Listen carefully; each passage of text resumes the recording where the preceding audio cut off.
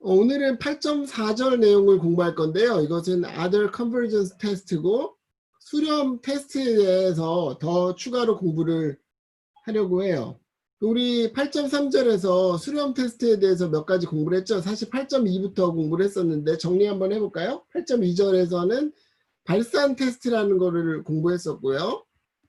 이거는 아주 기본적인 거죠. 그러니까 AN이 0으로 가지 않으면 얘는 무조건 발산이라는 거잖아요. 그죠?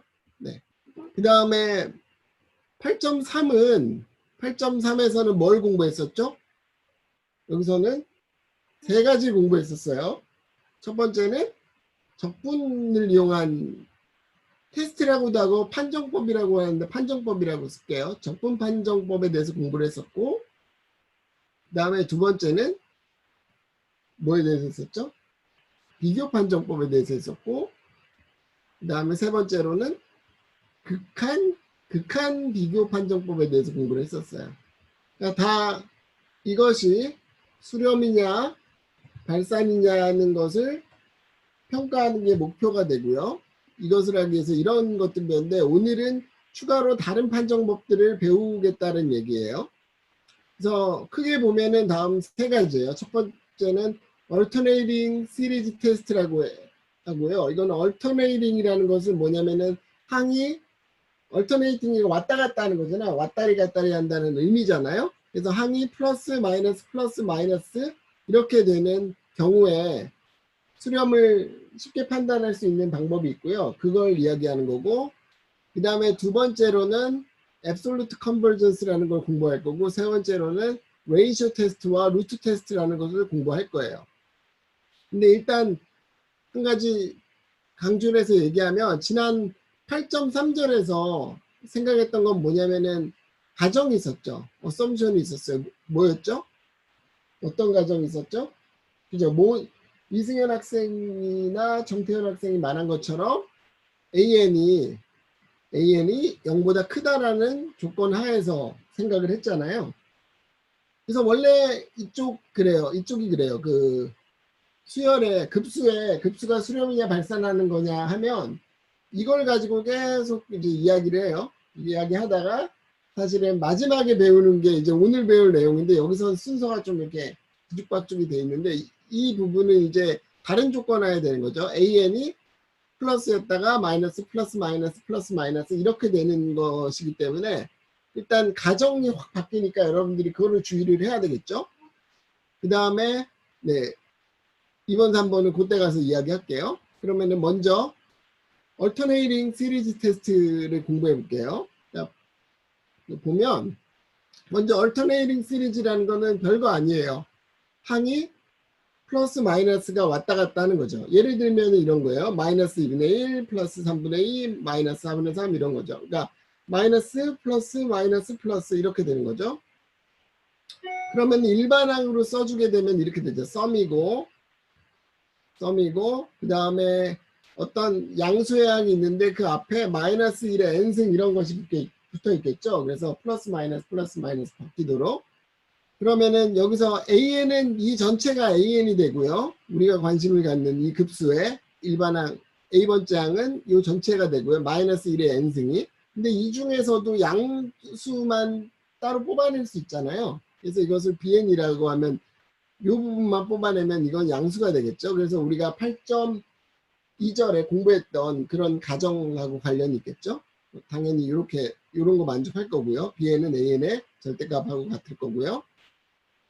그래서 Alternating Series 테스트는 뭐냐면 이거는 우리말로는 뭐라고 하냐면 교대 급수 판정법이라 그래요. 교대 플러스 마이너스 사인이 교대로 나온다는 뜻이에요. 그럼 봅시다. 그거 굉장히 쉬워요. 내용이 어떻게 되느냐 이렇게 플러스 마이너스가 나오는 어떤 수열의 급수를 생각한다고 해봐요. 그래서 B에는 항상 0보다 크거나 같은 거고요. 0보다 큰 것이고 여기 마이너스 1에 n-1승이 있으니까 플러스 마이너스 바뀌는 거죠.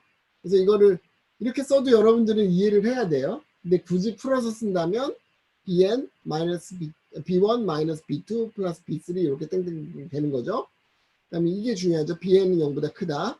그 다음에 다음 조건만 만족하면 이렇게 플러스 마이너스 가는 것을 더하면 이것을 수렴해요. 어떤 조건이 만족하면 되냐? 1번 bn의 값이 점점 줄어요. 그래서 bn 플러스 1이 bn보다 작거나 같아요. 두 번째는 뭐냐면 bn의 극한이 0으로 가요. 그죠? 네. 이 두 가지를 맞추면 돼요. 2번은 사실은 기본적인 거죠. 우리 그 발산 테스트에서 이 일반항이 0으로 가지 않으면 수렴하지 않는다는 거 공부했잖아요. 그러니까 수렴하기 위해서는 일단 2번은 기본적으로 갖춰야 되는 거고, 거기에 간단한 거 하나만 더 추가하면 bn이라는 것이 점점 절대값이 줄어드는 그런 수열이라면 바로 수렴한다라는 것을 알 수 있다라는 얘기예요. 간단하죠? 그 다음에 이거는 수렴이냐 발산이냐에 대한 결과만 이야기하는 거고요. 자, 한번 여기 하나 문제 내볼게요. 문제 하나만 내볼게요. 만약에 1번을 만족 안 해요. 1번을 만족 안 하고 이게 뭐 커졌다가 작아졌다가 막 이래요. 그러면은 얘는 발산할까요? 어떤 이런 수열이 있는데 썸을 생각하는데 이게 항상 작아지지 않고 뭐 커졌다가 작아졌다가 5번 작아지고 다시 커지고 5번 작아지고 커지고 5번 작아지고 그러면은 얘는 어떻게 될까요? 수렴해요, 발산해요? 그런 수열에 대해서는 이 테스트는 아무것도 말을 해주고 있는 게 아니죠. 근데 많은 학생들이 착각하는 게 뭐냐면은 이거 조건 만족 안 하니까 발산이네 이렇게 잘못할 수 있어요. 근데 그렇지 않아요. 그러니까 조건을 만족 안 하면 이 테스트는 아무 말도 해주지 않는 거지 이 조건 만족 안 한다고 해서 발산하는 거 아니에요. 예. 뭐 제가 좋아하는 예가 이런 게 있어요. 여러분 이번 기말고사 봐서 90점 이상이 반 이상이 나오면 여러분 집에 피자 한 판씩 내가 돌릴게요 라고 얘기했어요. 만약에 진짜 돌리겠다는 건 아니고. 근데 여러분이 만약에 반 이상이 90점 넘었어요.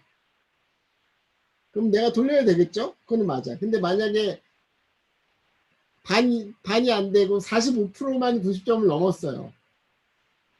그러면 내가 피자를 돌리면 안 돼요? 아니죠. 그거는 피자를 돌리는지 안 돌리는지는 상관없는 거예요. 아까 내가 약속했던 거는 90점 이상이 50%가 넘으면 돌리겠다는 거죠. 그러니까 그 조건을 만족하면 나는 그걸 해야 되는 건데 그 조건을 만족하지 않으면 돌려도 되고 안 돌려도 되는 거예요. 둘 다 문제가 안 되는 거예요. 그죠? 그래서 여러분들 근데 당연한 얘기인데 많이들 착각해요. 순간적으로 착각을 해요. 그러니까 이 조건을 만족하면 당연히 수렴하지만 만족하지 않는다 그러면 발산하는 결론이 나오면 안 되고 수렴인지 발산인지 모른다가 결론이라고요. 이 교대급수 판정법에 의해서는. 그럼 다른 방법으로 이제 고민을 해야 되겠죠. 그죠?